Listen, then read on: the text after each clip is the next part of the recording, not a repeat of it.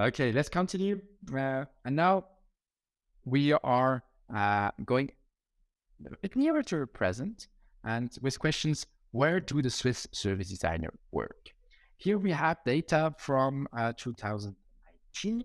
In 2019, the Swiss service design network team made a survey with 50 plus Swiss service design practitioners. And this year we got to make that data public and share a bit of a little report. And I'm taking a few elements out of the report, but as you see the slide, whenever there is a link, you can then find the link and go further. And I'll share the presentation with you, obviously, at the end, so that you get all the resources. But let's go in that report. And one thing that is quite interesting is to see that most service design practitioners work in consultancy or in education. Again, it's a small survey. Take it with a big grain of salt. There is not many people who have answered. So don't take the percentages as like, oh, that's exactly the percentage, but it gives you a bit of a feeling.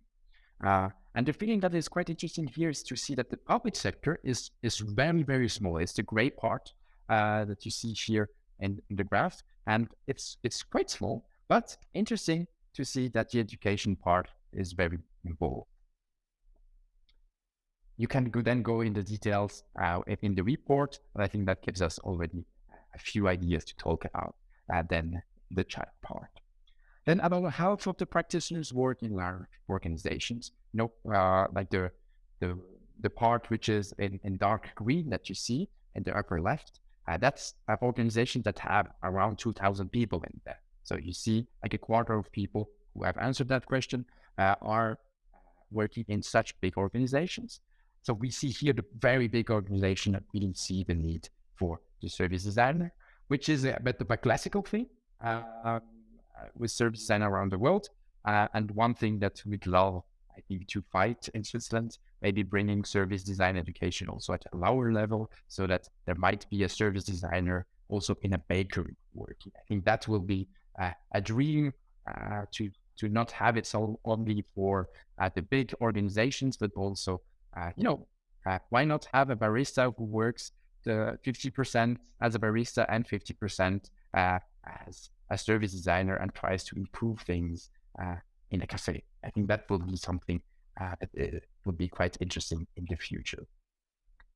Then we see that most practitioners have less than 10 years of experience, which is quite interesting knowing that service design isn't that old. It's something that is from the 80s officially, if we can say it like that.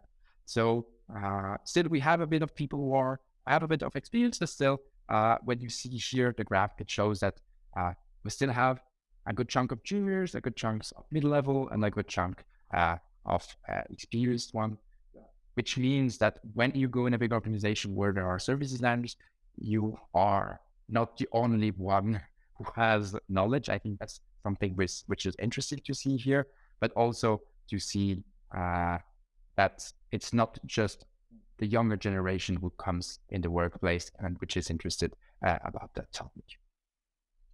But full-time service designers are a minority. This was the question, how much time do you spend on service design? And here we see really the one on the right, which is 100%.